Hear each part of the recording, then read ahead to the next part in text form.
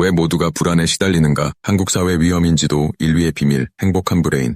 왜 모두가 불안에 시달리는가? 한국 사회 위험인지도 인류의 비밀. 한국인들은 왜 이렇게 불안에 시달리는 걸까? 아침에 눈을 뜨자마자 스마트폰에서 쏟아지는 불안한 뉴스, 출근길 지하철에서 느껴지는 냉랭한 시선, 사무실에서의 끝없는 업무 압박, 퇴근 후에도 이어지는 업무 연락, 그리고 내 집 마련과 노후에 대한 막연한 두려움. 이 모든 것들은 우리의 일상을 새우멀스멀 파고들어 불안이라는 이름의 그림자를 드리우고 있습니다. 이 불안은 단순한 개인의 마음 약함이나 스트레스의 문제를 넘어섭니다. OECD 국가 중 자살률 1위, 세계 최저 출산율, 청년 실업률과 가계 부채의 상승, 이 지표들은 우리 사회 전체가 불안이라는 감정에 깊이 병들어 있음을 보여주는 증거들입니다. 그렇다면 도대체 왜 한국 사회의 위험 인지도는 이렇게 높은 것일까요? 그 비밀을 파헤쳐 보겠습니다. 1. 안정이라는 신화의 붕괴, 모든 것이 흔들리는 시대. 한때 한국인들에게 안정은 공부와 직장, 결혼을 통해 달성할 수 있는 목표처럼 여겨졌습니다. 하지만 이제 그 신화는 완전히 무너졌습니다. 한 번의 실패에 대한 공포, 한국 사회는 한 번만 삐끗하면 끝이라는 극단적인 불안감에 사로잡혀 있습니다. 명문대를 가지 못하면 인생이 꼬인다는 생각, 대기업에 취업하지 못하면 평생 불안정하다는 두려움, 한 번 실직하면 다시 제자리로 돌아가기 어렵다는 인식이 팽배합니다. 이는 사회적 안전망이 취약하기 때문에 발생하는 현상입니다. 실패를 용인하고 다시 기회를 주는 시스템이 부재하다 보니 모든 사람이 완벽한 성공만을 강박적으로 좇을 수밖에 없습니다.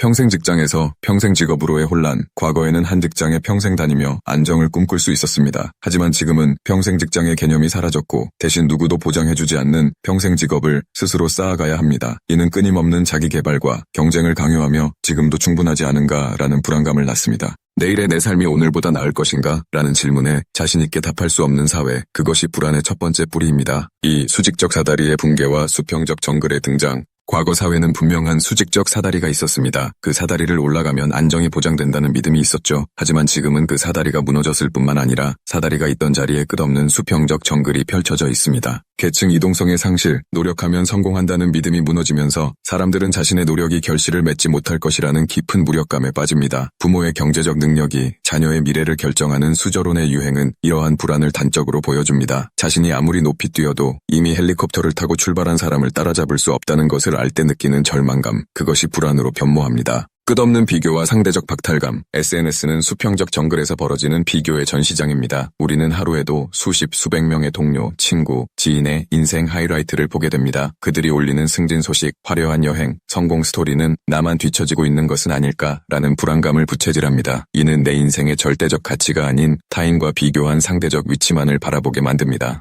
모두가 같은 평야에 서 있지만 누군가는 전기차를 타고 있고 누군가는 맨발로 걸어가야 하는 정글, 그것이 불안의 두 번째 뿌리입니다. 3. 정보 과잉과 제로섬 게임의 사회. 우리는 하루에도 수많은 위험 정보에 노출되며 살아갑니다. 이는 우리의 불안을 가속화하는 연료와 같습니다. 공포의 알고리즘, SNS와 포털미디어의 알고리즘은 우리의 시선을 끌기 위해 충격적이고 부정적인 뉴스를 강조합니다. 강력 범죄, 각종 사고, 정치적 갈등, 경제적 위기 소식이 실시간으로 쏟아지며 우리는 마치 세상이 온통 위험으로 가득한 것처럼 느끼게 됩니다. 이 공포의 알고리즘은 현실을 왜곡하여 우리의 위험 인지도를 비정상적으로 높입니다. 제로섬의 사고방식, 한국 사회는 남의 손해가 나의 이익이고 남의 이익이 나의 손해라는 식의 제로섬 게임이 만연합니다. 입시, 취업, 승진 등 모든 것이 유한한 파일을 나누는 전쟁처럼 느껴집니다. 이는 타인의 성공을 응원하기보다 질시하고 타인의 실패를 안타까워하기보다 안도하게 만드는 병든 사회를 만듭니다. 모두가 서로를 잠재적 경쟁자로 보는 사회에서는 신뢰가 자랄 수 없고 오직 불안과 경계만이 팽배해집니다. 세상은 위험하고 남은 나의 적이다. 이러한 인식이 불안의 세 번째 뿌리입니다. 4. 1인 가구 시대, 고립이라는 이름의 침묵의 공포.